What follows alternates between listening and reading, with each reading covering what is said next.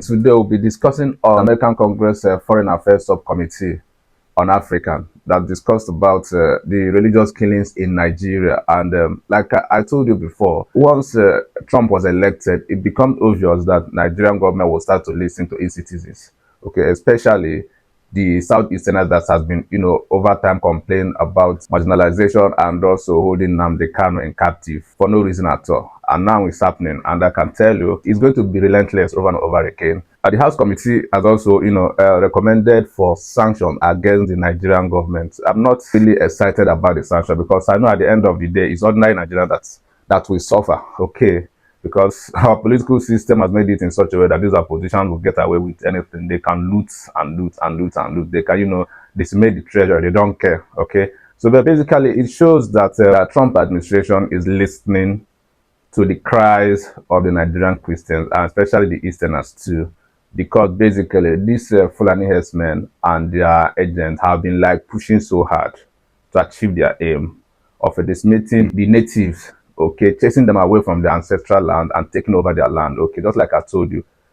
It's a long drawn problem or war because with the climate change issues and also the problem of settling their heads becomes a big challenge on how they will do it. They will have to like fight to secure land for their cattle, and the whole process, the fight will always ensue between farmers and herders. And it also has some religious connotations too, because like they always say, they want to push their agenda and probably, take over our land and settle their people. Just like Buhari wanted to, take over the coastal waters of the south, federal government will have access to those areas and they will settle their people. That was the plan, whether you believe it or not. So basically, the House Committee has recommended sanctions against the Nigerian government. I don't know how it's going to look. I don't know whether Trump will, agree to that. But basically, I know when Trump was in power in his first tenure, he designated Nigeria as a country of particular concern, which means that the eyes of the American government will be like a hawk, taking a look at what is happening there. And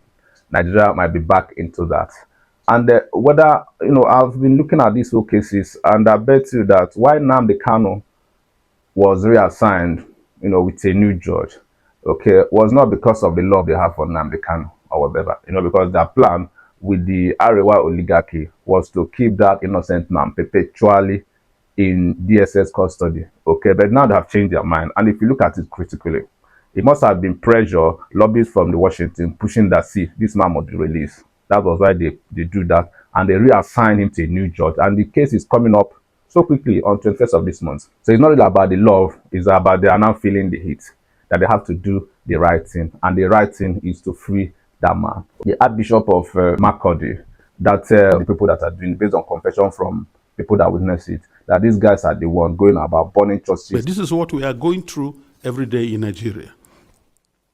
A long-term Islamic agenda to homogenize the population has been implemented over several presidencies through a strategy to reduce and eventually eliminate the Christian identity of half of the population. This strategy includes both violent and non-violent actions, such as the exclusion of Christians from positions of power and adoption of such church members, the raping of women, the killing and exploitation of Christians, the destruction of churches and farmlands of Christian farmers, followed by the occupation of such lands by the Fulani herders, and also changing the names of these villages. They are taking over the places, so you clearly see an expansionist approach and Islamic, and then they are making the people now flee and leave their villages, and they conquer it. The quest to Islamalize the land appears high on the agenda of some of the powerful and influential Muslims in Nigeria. There is a campaign to take land to spread Islam, and there is the hemorrhaging of Christian farmers from the central region of Nigeria and Benue State, and Makurdi Diocese in particular, as they are forced to abandon fertile lands that use to feed the nation, which classify Benue as the food basket of the nation. Militant Fulani herdsmen are terrorists destroying society. They steal and vandalize, they kill and boast about it. They kidnap and rape, and they enjoy total impunity from the elected authorities. None of them have been arrested and brought to justice. This is supported by the corrupt system in which we operate and the abject poverty among us, which allow the criminals to easily attract more recruits and prey on more victims. Why is this happening? Is it really a religious war? Like in the past, many jihadists are motivated less by religion than by spoils of war and use their religion to impose themselves. In my diocese, the spoils consist mainly of fertile, well-tended land organized around my parishes or so. The jihadists come and adopt and kill the priests, leaving thousands without support and basic human services. And of course, when they disperse the people, the inhabitants, or the citizens, or the people of the lands, they take over. And any attempt to go back and take care of your farms, surely you get killed. The Makurdi Diocese in Benue State has been the epicenter of the invasion by these herders who are more like hired guns of cattle oligarchies, who manipulate religion to rally the herders to eliminate the Christian population and cleanse the land in the name of Islam. If you watch that video, it was so clear that these guys have an agenda, how they go about killing innocent citizens, about killing innocent Christians in the middle belt part of Nigeria and even in the core north. Okay, it was so clear that they have an agenda to exterminate Christians in the middle belt and also in the core north. Probably they're even pushing it down south because every now and then you hear killings here and there. So basically, his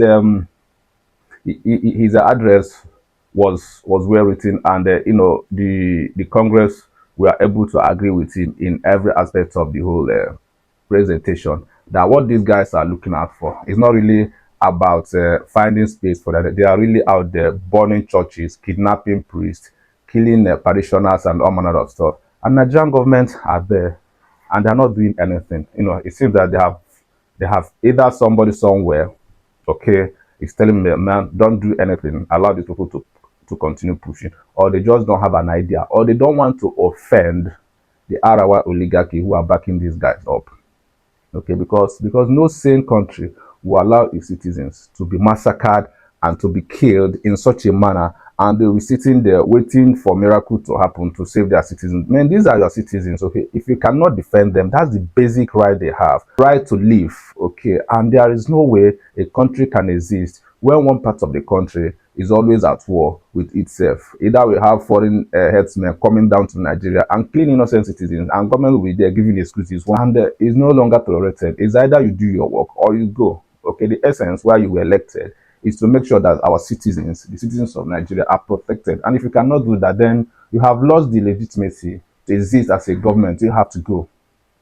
Okay, so it's quite interesting, and I know it was forthcoming because when Trump was elected, his base basically is from the evangelicals and the Christian right, and also the Catholic conservatives. So if you look at the cabinet, J.D. Vance is a conservative Catholic.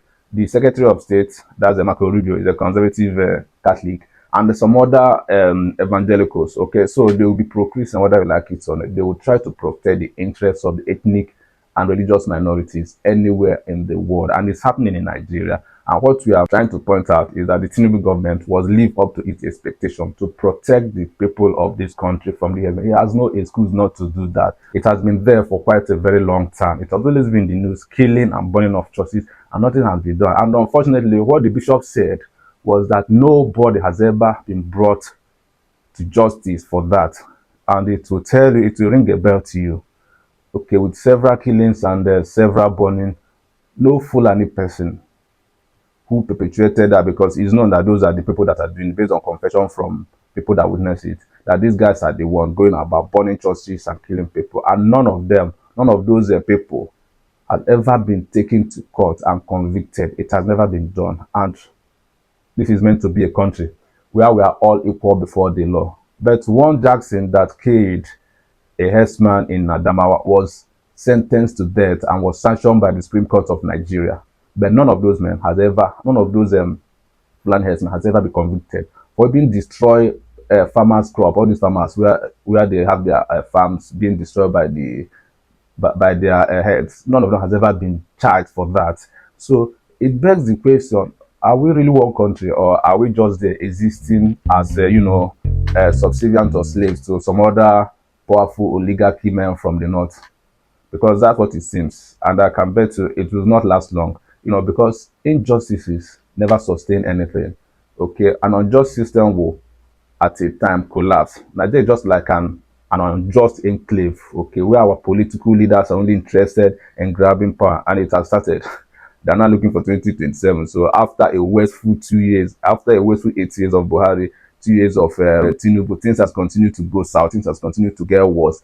And they're out there again sharing rice. You know, Shey is sharing rice in the north. In the 21st century, where people are moving to the moon, moving to other planets, we are still sharing rice in bags of in plastic bags. So it's just like, come on. Ooh, too bad. Tinubu, basically, having been helped to power by the Arewa oligarchy, will be struggling to beat a balance between the pressure from the American government about releasing Nnamdi Kanu and making sure that Christians are protected, and into the oligarchies that helped him to power and who insisted that Nnamdi Kanu will continue to be in prison, and also that the headers should have a free range of doing whatever they want, okay, maiming Christians and they're pushing, burning churches and whatever. So it's a very big dilemma, okay, trying to balance the two, trying to win them over for 2027 election, and also trying to respect the American government based on the fact that America is the superpower of the world. So if they ask you to do something and you know that those things are right, then you have to do it. Okay, so he's now in a big dilemma how to balance the two. Because at the end of the day, by 2027, he'll be going out there to campaign, and there's a lot of resistance from the north. So the main reason why he has been holding Nnamdi Kanu all this while was because, you know, basically he knows that the Arewas don't want Nnamdi Kanu to be released. Now the American government are putting pressure. Now the American government are trying to, you know, sanction Nigerian government. Then it's not left for him to choose between fighting those Fulani herdsmen and those bandits and terrorists that continues to hurt the Christians in Nigeria, and also releasing Nnamdi Kanu, or to beat what the Arewa oligarchies are saying, which implies that the status quo should remain. I don't know what he would do, but basically, if I were him, I would go for the right thing. And the right thing is to make sure that justice is done and seen to be done. Every Nigeria has the right to exist. No Nigeria is more equal than any other Nigerian. Make sure that you subscribe to my channel and also like and comment. Thank you very much.